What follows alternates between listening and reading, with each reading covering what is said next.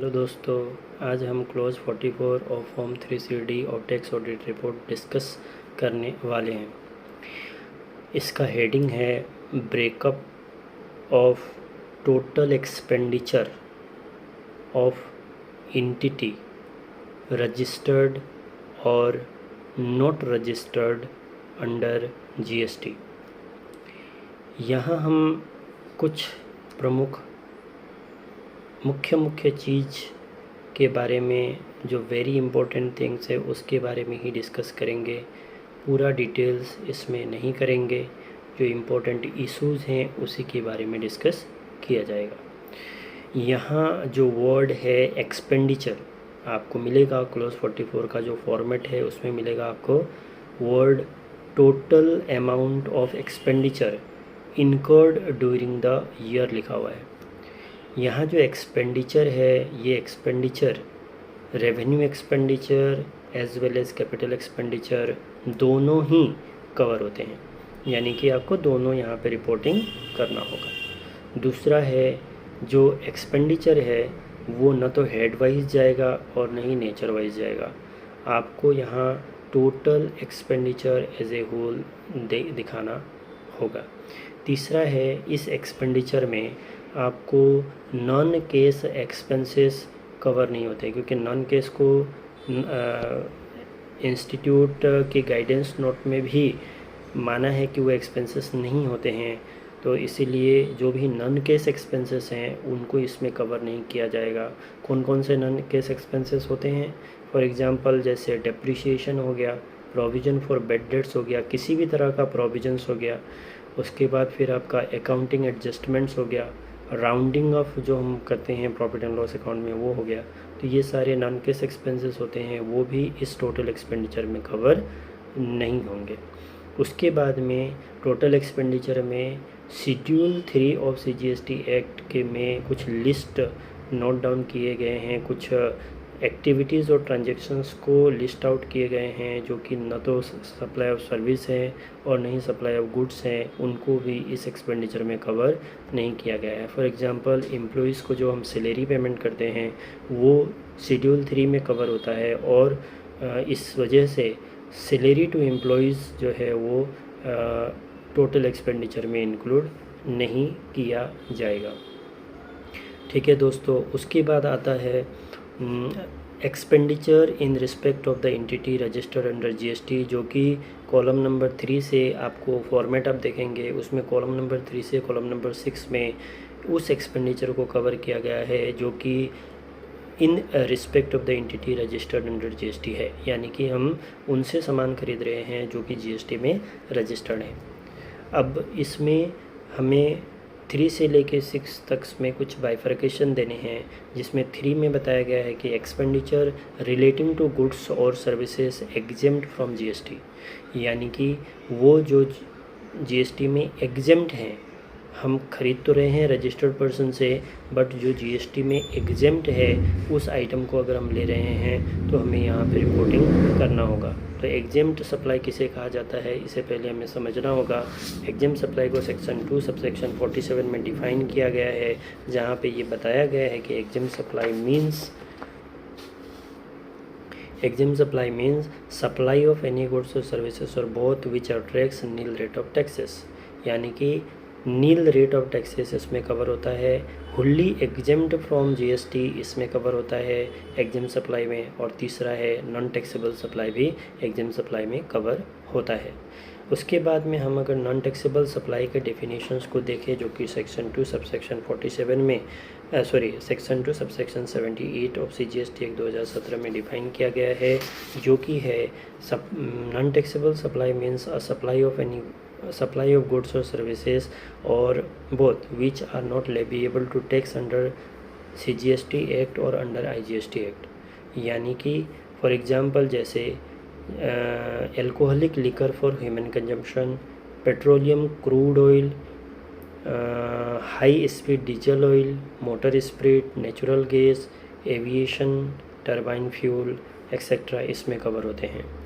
ठीक है सर दोस्तों, इसमें the above supply not leviable to GST and hence are exempt supplies. तो इनसे रिलेटेड अगर कोई भी खर्चा है वो हमें इसमें एग्जाम सप्लाई के कैटेगरी में दिखाना चाहिए।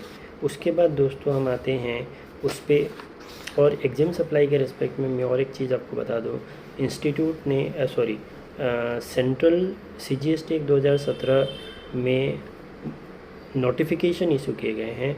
हमें एग्जाम सप्लाईज़ को कंसिडर्ड करने के लिए उन नोटिफिकेशंस का रेफरेंसेस लेना चाहिए, जैसे notification number 1/2017, 1/2017 central tax rate, notification number 2/2017 central tax rate, notification number 11/2017 central tax rate, notification number 12/2017 central tax rate, notification number 1/2017 integrated tax rate, notification number 2/2017 integrated tax rate, notification number 8/2017 integrated tax rate, notification number 9/2017 integrated tax rate.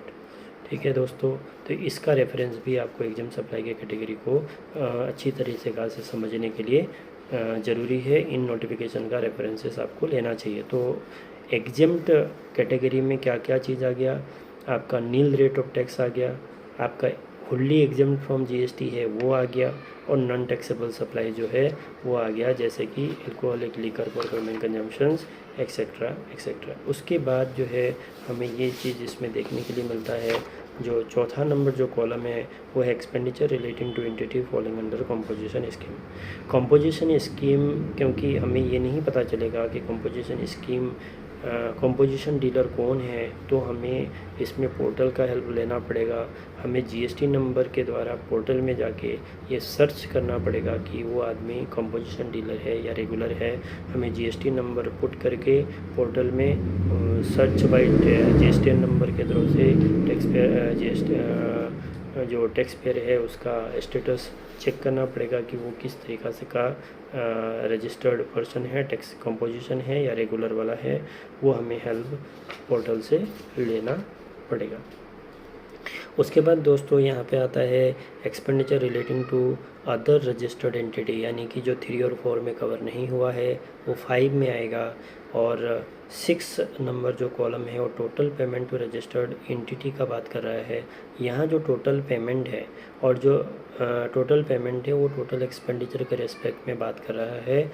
Total payment जो column number 6 है वो non editable है, इसका मतलब है 3, 4, 5 का सब total जो है वो कॉलम नंबर 6 है, ये नॉन एडिटेबल है। तो इससे भी हमें पता चल जाता है, जबकि 3, 4, 5 जो है वो एक्सपेंडिचर के बारे में बात कर रहा है, तो 6 जो है वो टोटल पेमेंट को एक्सपेंडिचर एजूम इंटरप्रेट हम लोग कर सकते हैं, और वो एक्सपेंडिचर ही होता है।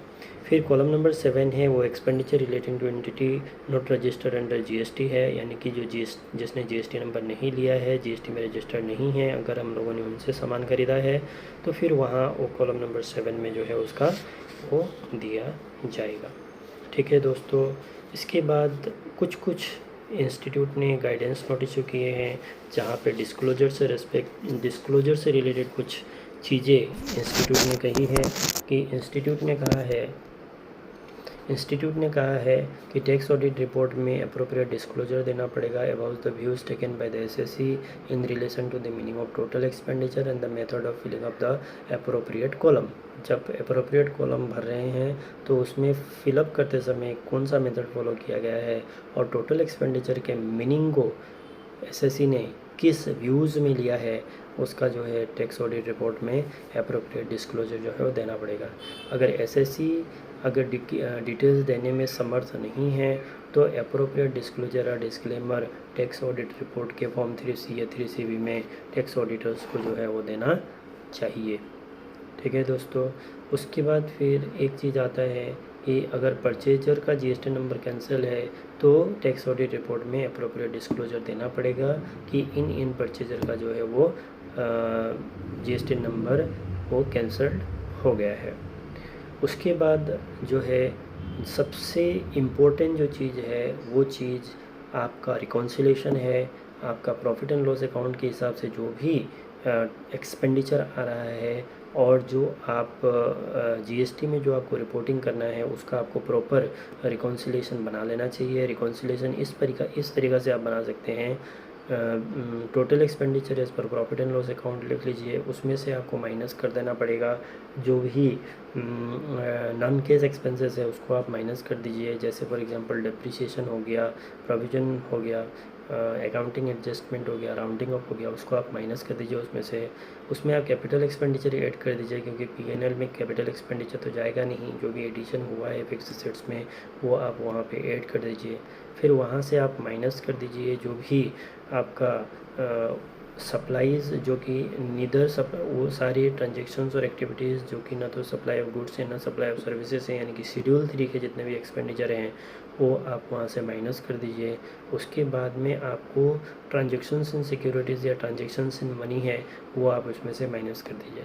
तो ये जो इसके बाद में जो आपका आएगा वो आपका जो होगा वो 44 क्लोज 44 में रिपोर्टिंग करने वाला एक्सपेंडिचर आ जाएगा। फिर इसका आपको बाइफरकेशन करना पड़ेगा। Bifurcation in terms of exempt from GST, उस एक्सपेंडिचर में कितना एक्सपेंडिचर ऐसा कितना एक्सपेंडिचर है जो जीएसटी में एग्जेम्प्ट है, कितना एक्सपेंडिचर ऐसा है जो कंपोजिशन डीलर से लिया हुआ है, कितना एक्सपेंडिचर ऐसा है जो रजिस्टर्ड पर्सन से रेगुलर जो रजिस्टर्ड पर्सन है उससे लिया हुआ है, फिर कितना एक्सपेंडिचर है जो कि उनसे ख़रीदा है जो जीएसटी में रजिस्टर्ड नहीं है। तो ये बाइफरकेशन आपको करना पड़ेगा।